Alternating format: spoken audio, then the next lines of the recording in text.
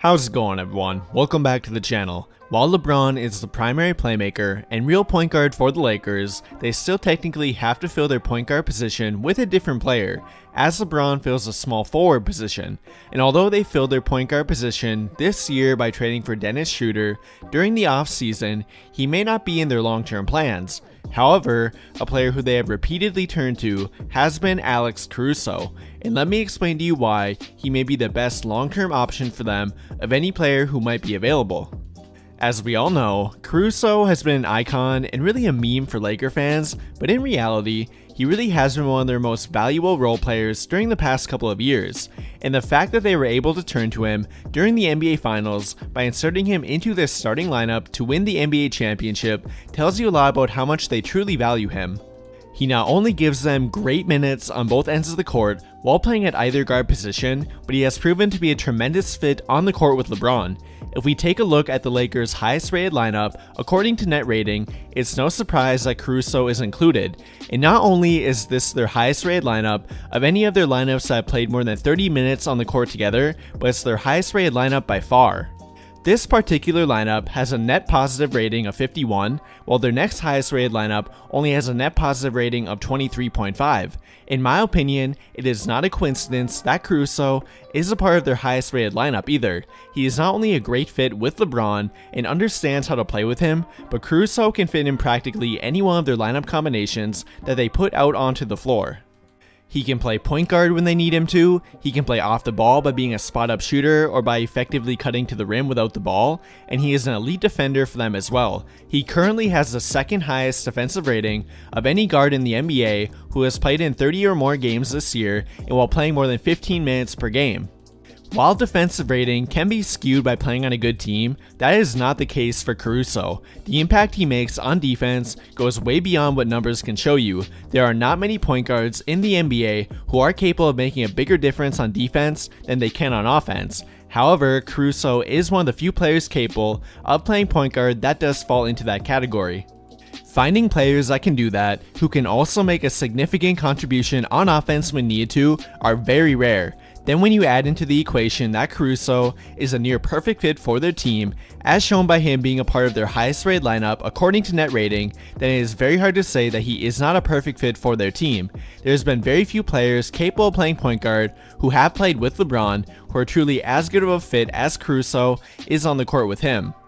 That really cannot be undervalued either, as even a player like Dennis Schroder, who has significantly more all-around talent compared to Caruso and is paid much more, does not fit as well on the court with LeBron compared to Caruso. That goes to show that although a player might seem like an upgrade due to having a higher talent level compared to another player like Caruso, that is not always the case.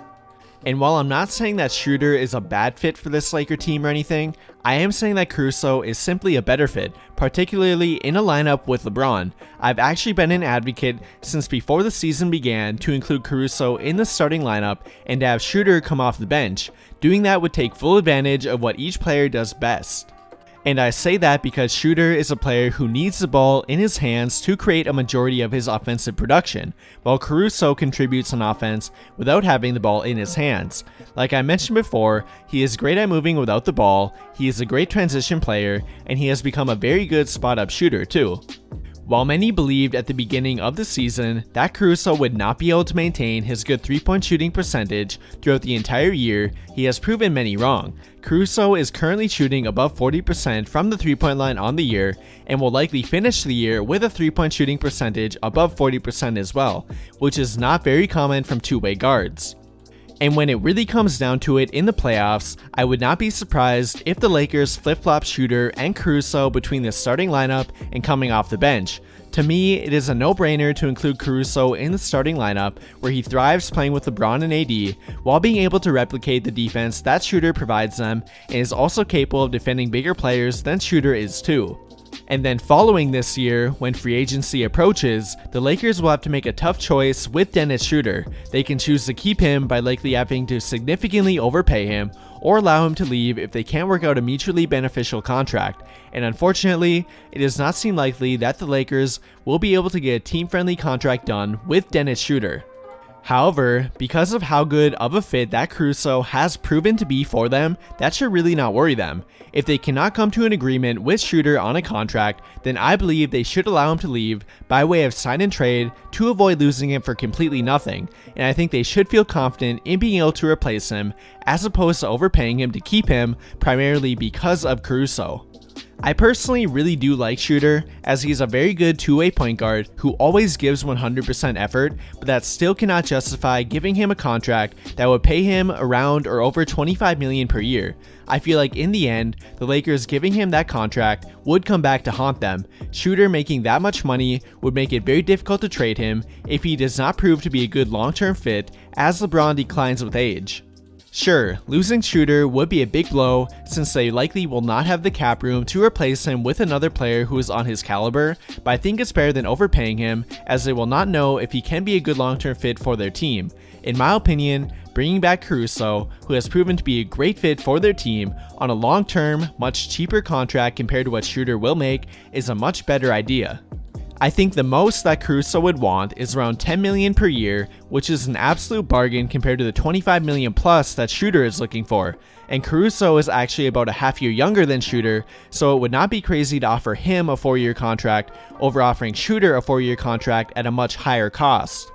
In conclusion, I think the Lakers already have their long-term fit at point guard on their team right now, and it is not Dennis Schroder. Rather, I believe that it could be Alex Caruso because of his proven ability to contribute to winning when it matters most, his fit on the court with LeBron and AD, and ability to be a secondary point guard and playmaker. I truly do believe that Caruso should be their long-term starter at point guard.